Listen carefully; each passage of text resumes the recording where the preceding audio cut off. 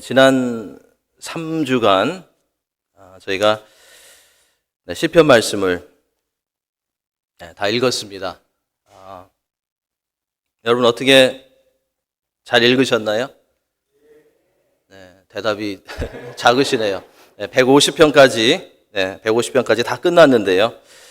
다 못 읽으신 분들 괜찮습니다. 포기하지 않으시는 것이 굉장히 더 중요한 것 같습니다. 많이 읽는 게 중요한 것이 아니고요. 잘 읽고 또 포기하지 않는 것이 굉장히 중요하니까요. 포기하지 마시고 겟백업 하셔서 말씀을 계속해서 읽고 묵상하고 또 기도하시기를 부탁드립니다. 그렇게 하면 시간은 걸리지만 하나님께서 우리 개인을, 우리의 가정들을, 그리고 교회를 하나님께서 기뻐하시고 하나님께서 원하시는 그런 모습으로, 그런 쉐입으로 빚어 가실 것입니다. 건강한 영적인 그런 쉐입으로 말씀과 성령을 통해서 하나님께서 만들어 가실 것을 기대하시면서 그런 소망을 가지고 말씀 읽기에 힘을 내시기 바랍니다. 자, 그런 의미에서 시편 119편을 오늘 설교의 본문으로 택했습니다. 시편 119편은 하나님의 말씀에 대한 중요한 그런 내용들을 증거하고 있는데요. 특별히 하나님의 말씀에 대한 신앙과 하나님의 말씀에 대한 자세를 다시 한번 조명해 주는 그러한 말씀입니다. 그러한 역할을 시편 119편이 하고 있습니다. 이 시는 22개의 부분으로 연이라고 그러는데요. 22개 연으로 그렇게 나눠져 있고요. 그 한 부분이 8절로 8개의 절로 그렇게 되어 있습니다. 그런데 더 특별한 것은 이 한 부분 한 부분이 히브리어의 알파벳 순으로 나누어져 있고 그 가운데 들어가 있는 이 8절도 그 부분을 시작하는 그 알파벳으로 8절이 시작한다는 것입니다. 나중에 시간이 되시면 구글 이미지에 가셔서요. 시편 119편 히브리어 성경을 한번 설치해 보시면 시편 119편의 이 구조가 얼마나 아름다운지 한눈에 볼 수 있으실 것입니다. 혹시 그 사진이 준비되어 있나요? 네, 준비가 안 됐다고 합니다. 한번 구글에서 한번 찾아보시기 바랍니다. 굉장히 아름다운 그런 픽처를 119편의 구조를 보실 수 있을 것입니다. 우리가 한글이나 영어 성경에서는 볼 수 없지만요. 예를 들면 첫 번째 부분인 1절부터 8절이 A로 시작하고요. 두 번째 부분인 9절부터 16절이 B로 시작하고 세 번째 부분인 17절 그렇게 C로 시작합니다. 그런 식으로 처음부터 끝까지 계속 이어지는 것을 볼 수 있습니다. 이것은 표현하는 방법이 다양한 히브리어 언어에서만 가능하다고 생각되어집니다. 시편 119편은 성경에서 가장 긴 시입니다. 176절까지 있습니다. 그럼에도 불구하고 시편 119편은 전체가 하나님의 말씀이라는 다른 곳으로 빗나가지 않고요. 하나님의 말씀이라는 한 가지의 주제에 초점을 맞추고 있습니다. 오늘 본문은 22개의 부분 중에서 네 번째와 다섯 번째 부분입니다. 시편 119편을 읽을 때마다 이름도 알 수 없는 한 시인의 말씀에 대한 뜨거운 사랑과 말씀에 대한 뜨거운 열정을 느낄 수 있습니다. 그는 아마도 이러한 시를 쓰기 전까지 하나님의 말씀을 통해서 율법을 통해서 많은 것들을 체험했을 것입니다. 그렇지 않고서는 하나님의 말씀에 대해서 본문과 같이 이렇게 자세하게 다양하게 아름답게 설명하지 못했을 것입니다. 자, 시인이 얼마나 하나님의 말씀에 대해서 말하고 싶은 그런 내용이 많았으면 176절까지 시를 지었을까라는 그런 생각을 해보게 됩니다. 참으로 할 말이 많았던 것 같습니다. 시인이 얼마나 하나님의 말씀의 중요함을 또 아름다움을 표현하고 싶었으면 119편을 22부분으로 8절씩 나누어서 히브리 알파벳 순으로 기록했을까? 이렇게 아름답게 얼마나 아름다움을 표현하고 싶었으면 이렇게 아름답게 표현했을까라는 생각을 해보게 됩니다. 그게 전부가 아니고요. 또 있습니다. 시인이 얼마나 하나님의 말씀의 풍성함을 노래하고 선포하고 싶었으면, 오늘 본문을 읽으시면서 보셨겠지만 하나님의 말씀을 표현하는데 7개의 다른 그런 단어를 사용하고 있습니다. 시인은 하나님의 말씀을 여호와의 율법이라고 그랬습니다. instruction이라고 그랬고요. 여호와의 증거라고 그랬습니다. testimony라고 그랬습니다. 하나님의 뜻에 대한 그런 증거를 말합니다. 시인은 하나님의 말씀을 여호와의 법도라고 그랬습니다. 이것은 하나님께서 이루어지게 하실 것들을 말하는 것입니다. 시인은 하나님의 말씀을 주의 규례라고 그랬습니다. 하나님께서 놓아주신 법이라고 그렇게 표현하고 있습니다. 주의 계명, 우리에게 익숙한 그런 표현입니다. commandments라고 그랬죠. 하나님께서 명령하신 것들이라고 그랬고요. 하나님의 말씀을 주의 규례라고 했습니다. 룰이라고 그랬습니다. 재판관이 되신 하나님께서 옳다고 또 맞다고 하시는 것들이라고 그렇게 표현했습니다. 그리고 하나님의 말씀을 주의 말씀이라고 했습니다. word라고 했습니다. 하나님께서 직접 spoken 하신 그런 말씀이라고 시편 기자는 표현하고 있습니다.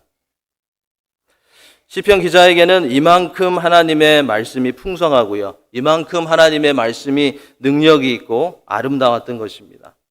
그래서 이러한 다양한 표현을 사용하지 않을 수 없었던 것입니다. 저는 말씀을 배경으로 하는 그런 찬양을 참 좋아합니다. 그래서 말씀을 읽고 묵상하다 보면 어떤 찬양이 자주 떠오릅니다. 그래서 그 찬양을 막 부릅니다.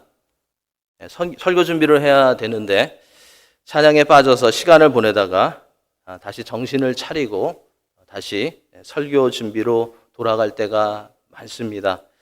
누가 보면 조금 이상한 사람이다라고 생각할 것입니다. 또 이상한 설교를 준비하는 목사님들 보면 이상한 분들이 많습니다. 그 일이 시편 19편 오늘 본문을 준비하는 가운데서도 또 일어났습니다. 시편 119편을 묵상하다가요. 영어 찬양으로 I stand in awe of you. 주의 아름다움은 말로다라는 그 찬양이 떠올랐습니다. 시편 119편의 시인이 얼마나 하나님의 말씀을 그리고 하나님에 대해서 하나님의 성품을 노래하고 싶었을까 커넥트가 되었습니다. 가사를 잠깐 소개해 드리겠습니다. 저는 굉장한 감동을 받았는데요. 여러분은 어떠실지 모르겠습니다. 이것이 시편 119편 기자의 그런 마음이지 않았을까라는 생각이 들었습니다. 주의 아름다움은 말로 다 형언할 수 없고 주님의 놀라우심은 다 표현할 수 없네. 누가 그 지혜를 깨닫고 누가 깊은 사랑 측량할까? 보좌에 앉으신 주의 위엄, 아름다우신 주님, 내가 주를 경외함으로 주님 앞에 홀로 섭니다.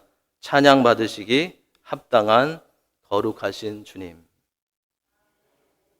시편 기자는요, 이러한 하나님을 향한 갈급함, 간절함을 가지고 있었습니다. 특별히 하나님의 말씀에 대한 간절한 마음을 가지고 있었습니다. 자, 여러분들은 어떠신가요? 하나님의 말씀에 대한 하나님을 향한 간절함, 하나님을 향한 그런 갈급함을 가지고 계신가요? 그런 마음을 하나님께서 우리 가운데 항상 부어주셨으면 좋겠습니다. 시편 119편의 시는 먼저 오늘 시에서 우리를 소성케 하시는 그런 하나님을 우리 말씀 가운데 표현하고 있습니다. 이 소성케 한다라는 것은 잠을 깨운다, 살아나게 하다라는 그런 뜻을 가지고 있습니다. 성경은 1750페이지 정도밖에 되지 않습니다. 구약이 1330쪽 정도 되고요. 신약이 420쪽 정도 됩니다. 다른 종교에서 사용하고 있는 책들에 비하면 사실 아무것도 아닙니다. 1750페이지. 하지만 성경은 살아계신 하나님의 말씀이기에 우리의 영혼을 소성케 하고 우리의 영혼을 풍성하게 합니다. 바로 그 일이 오늘 하나님을 바라고 하나님을 원하고 그래서 예배의 자리에 나오신 우리 모임 가운데, 우리의 마음 가운데 일어나기를 주님의 이름으로 축원합니다. 시인은 하나님의 말씀이 영혼을 회복시키는 능력이 있음을 고백하고 있습니다. 이렇게 표현하죠. 내 영혼이 진토에 붙어 싸우니 주의 말씀으로 나를 소성케 하소서. 내 영혼이 진토에 붙어 있다라는 것은 내가 먼지 가운데 누워 있다라는 그런 표현입니다. 마치 죽어서 또는 다 실패해서 흙에 묻힌 것과 같은 그런 상태에 있다는 것입니다. 그만큼 시인이 좌절하고 실망하고 소망이 없는데 있음을 말해주는 것입니다. 이러한 가운데 시인은 주의 말씀대로 나를 소성케 하소서라고 고백했습니다. Give me life라고 되어 있고요. 또 다른 트랜슬레이션에는 Revive me according to your word라고 되어 있습니다. 그냥 word가 아니고요. According to your spoken word입니다. 하나님께서 직접 말씀해 주신 대로 나를 소성케 해 주십시오 라는 그런 외침입니다. 이것은 하나님의 말씀으로 인해서 다시 용기를 주시고 힘을 주시고 회복시켜 달라는 그러한 간구입니다. 하나님 말씀하셨잖아요. 하나님 용기를 주신다고 말씀하셨잖아요. 하나님 힘을 주신다고 말씀하셨잖아요. 하나님 회복시켜 주신다고 말씀하셨잖아요. 용기를 주십시오. 힘을 주십시오. 회복시켜 주십시오 라는 그러한 간구입니다. 하나님의 말씀으로 소성케 하소서라는 이 간구는 에스겔서 37장이 생각나게 합니다. 왜냐하면 바로 거기에서요 하나님께서 소성케 하는 말씀을 직접 선포하셨기 때문입니다.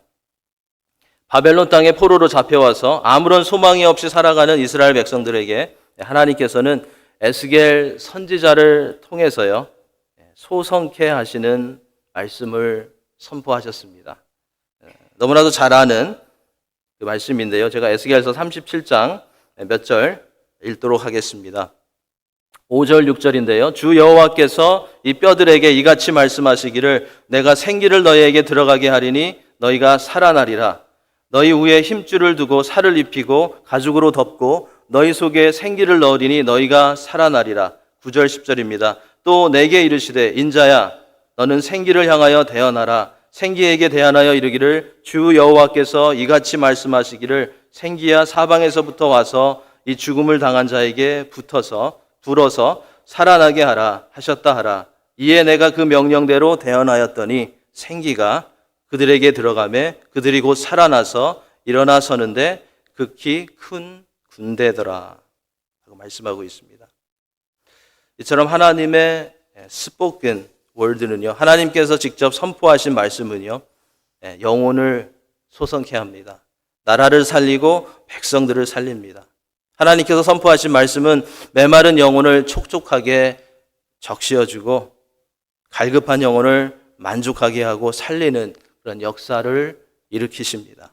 하나님께서 말씀하셨기 때문에 그러한 일들이 일어나는 것입니다.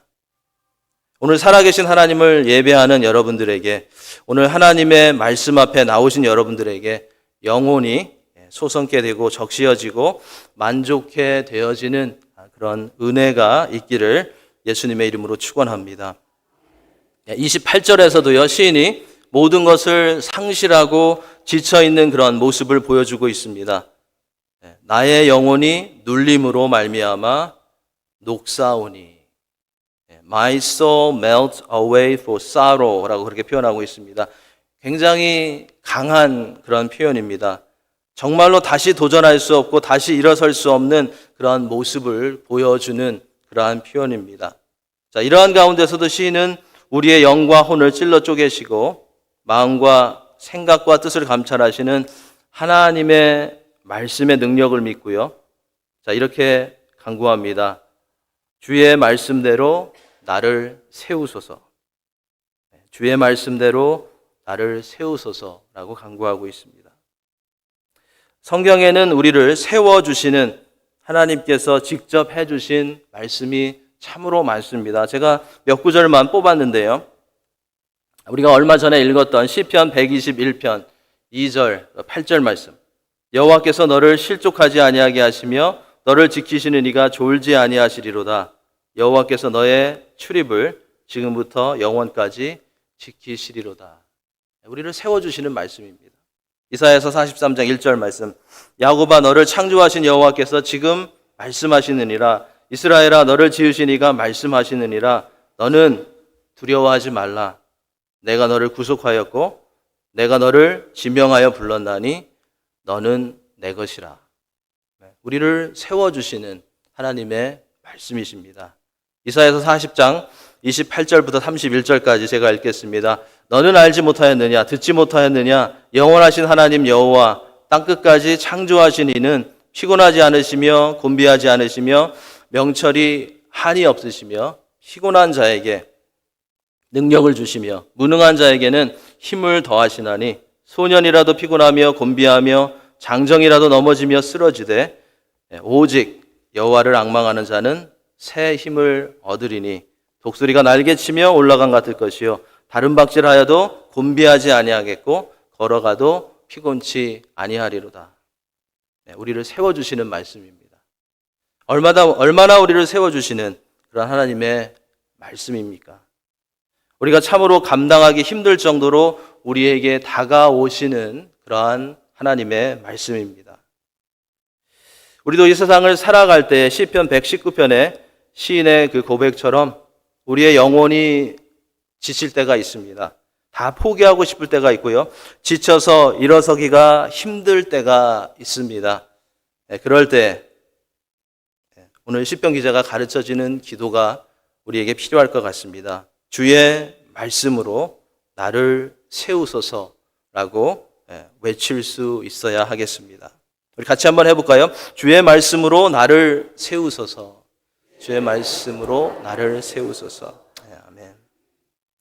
하나님의 말씀은 우리 영혼을 죽음에서 생명으로 건져 올리십니다. 말라버린 우리 영혼을 바꾸셔서 활기를 얻게 하십니다.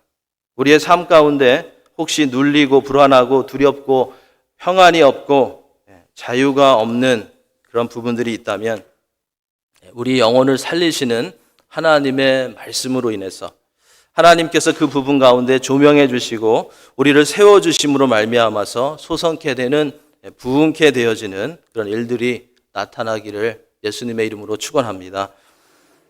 오늘 본문의 마지막 부분에서는요 33절부터 40절인데요 우리가 하나님의 말씀의 능력을 알 뿐만 아니라 하나님의 말씀을 사랑해야 한다라고 시인은 노래하고 있습니다. 시편 119편의 시인은 하나님의 말씀을 사랑하는 모습이 어떠한 것인지 우리에게 보여줍니다. 자, 여러분들 하나님의 말씀을 사랑하시는지 또 사랑하신다고 고백하실 텐데요. 그러면 정말로 하나님의 말씀을 사랑하는 모습이 어떠한 것일까? 이 부분을 통해서 한번 점검해 보시기 바랍니다. 우리는 하나님의 말씀을 사랑하는 자의 모습을 시인이 구하고 있는 세 가지 내용을 통해서 배울 수 있습니다. 첫째로 시인은 하나님의 말씀을 배우기를 원했습니다.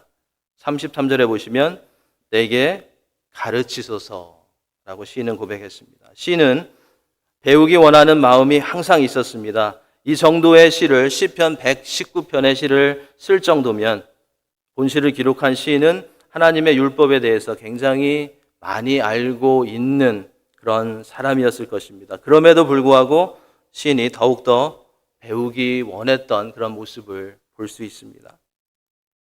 다 안다고 벌써 다 들었다고 교만하지 않았고 하나님의 말씀이기에 더욱더 배우기 원한다고 시인은 반복해서 말하고 있습니다.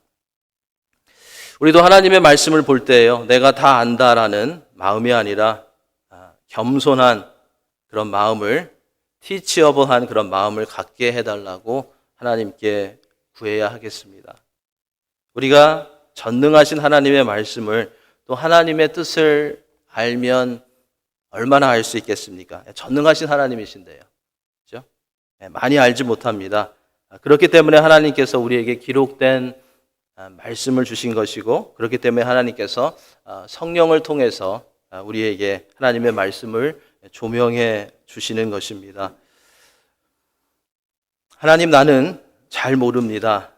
하나님의 말씀을 가르쳐 주십시오. 성령님 저는 하나님의 말씀을 읽어도 잘 이해가 되지 않습니다.